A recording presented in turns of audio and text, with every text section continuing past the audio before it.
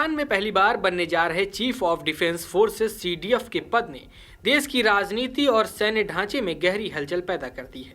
यह पद 27वें संवैधानिक संशोधन के बाद अस्तित्व में आया है और इसे संभालने वाले अधिकारी देश के इतिहास में अब तक के सबसे शक्तिशाली सैन्य प्रमुख माने जाएंगे। मगर हालात ऐसे बन गए हैं कि यह नई व्यवस्था शुरू होने से पहले ही विवादों में घिर गई है। सबसे बड़ा सवाल यह उठ रहा है कि जब सेना प्रमुख फील्ड मार्शल आसिम मुनीर की 3 वर्ष की मूल अवधि 29 नवंबर को समाप्त हो चुकी है, तब तक सीडीएफ नियुक्ति का नोटिफिकेशन क्यों जारी नहीं हुआ।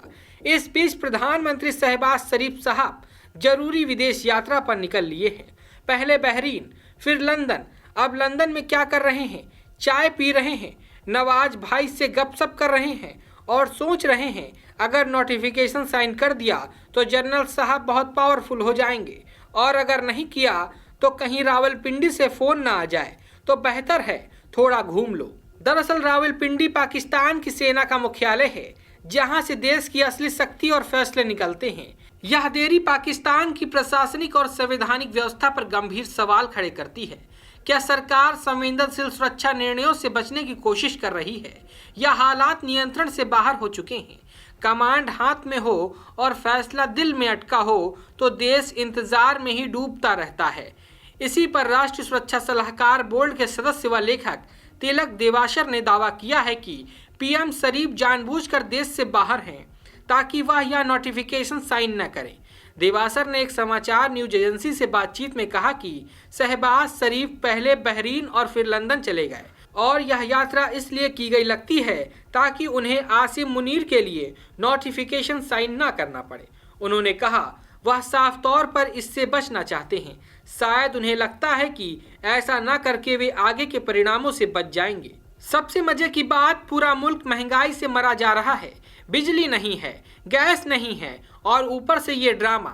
जनता बोल रही है भाई हमें तो बस रोटी चाहिए, तुम लोग सीडीएफ बना लो या सुपरमैन बना लो, हमें क्या। वही पाकिस्तान में सीडीएफ पद लागू होते ही joint chief of staff committee का पद समाप्त हो जाता है। यदि सीडीएफ का नोटिफिकेशन जारी नहीं होता और मौजूदा कार्यकाल समाप्त माना जाता है तो पाकिस्तान एक ऐसे दौर में दाखिल हो सकता है जहां न आर्मी चीफ होगा न न्यूक्लियर कमांड का प्रमुख। एक परमाणु देश के लिए ऐसी स्थिति न केवल असामान्य है बल्कि अत्यधिक जोखिमपूर्ण भी मानी जाती है। सेना का शीर्ष नेतृत्व खाली रहने का अर्थ है कि सुरक्षा ढांचे में अस्थिरता बढ़ सकती है और निर्णय प्रक्रिया गंभीर रूप से प्रभावित हो सकती है।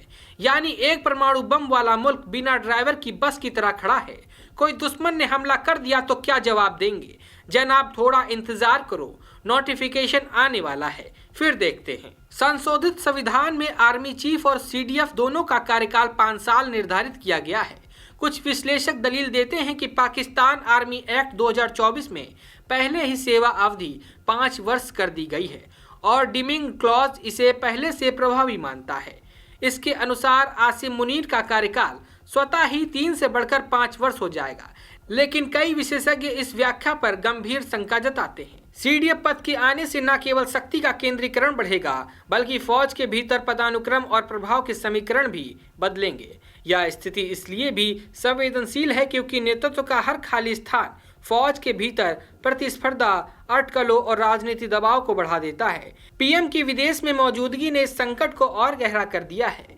देश पहले ही आर्थिक और राजनीतिक अस्थिरता से जूझ रहा है और अब सैन्य नेतृत्व में यह ठहराव एक नए जोखिम की तरह उभर रहा है।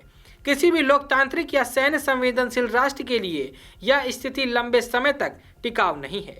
एक परमाणु शक्ति के लिए यह लगभग असंभव है कि उसके पास स्पष्ट, वैध और सक्रिय सैन्य नेतृत्व न हो। समय पर न होने वाले निर्णय केवल संस्थागत भरोसे को कमजोर करते हैं और सत्ता संरचना में गहरी दरारें पैदा करते हैं। ब्यूरो रिपोर्ट, सरकारी मंथन।